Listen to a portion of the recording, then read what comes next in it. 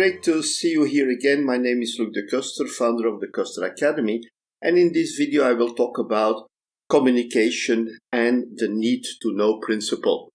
Now, but before we continue, don't forget to click on the subscribe button, click on the bell button, and every time we have a new video, YouTube will inform you about it. Let's have a look at information and confidentiality.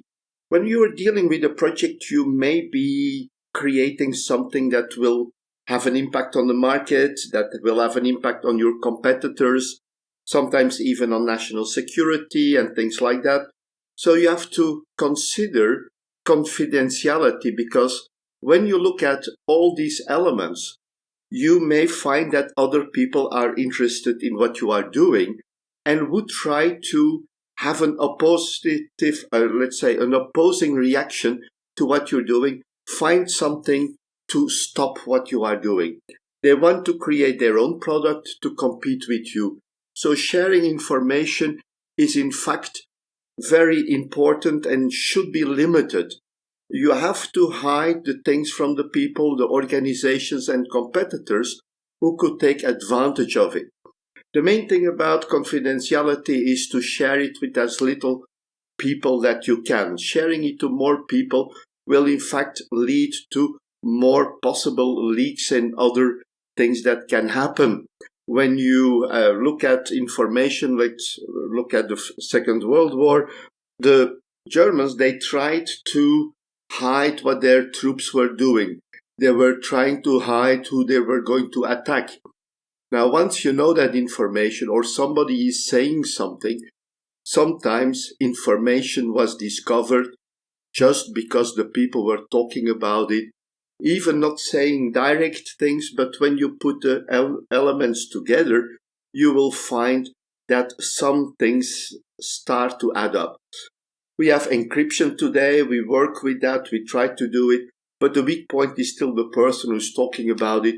I'm proud what I'm doing, I'm working on this project, and so on, but it can have a serious effect for your company. The other thing is that when you look at confidentiality, you can look at different levels. How sensitive is the information? A list of employees may be confidential, but it may not be so important depending on the situation, of course. But you have different levels of confidentiality. You typically start, okay, this is confidential information. Then we go to secret, top secret, and so on. The higher level of confidentiality means that giving, or that when people get that information, it will have a higher impact on your project, on your business. So the higher the classification, the higher the impact you can get on your project, on your company, when other people will know about this. Another principle I want to talk about is the principle of need to know. Need to know means that we should not share the people to people who should not know it, even when they have the highest security level. Now, when we have the information, so we want to limit the people, and that's why we give certain security levels to people. With the security level, you see that you already limit the number of people that can access that specific information. But it doesn't mean if you have the highest security clearance that you can access all the information under that security level. You can only look at the information that you need to do the job.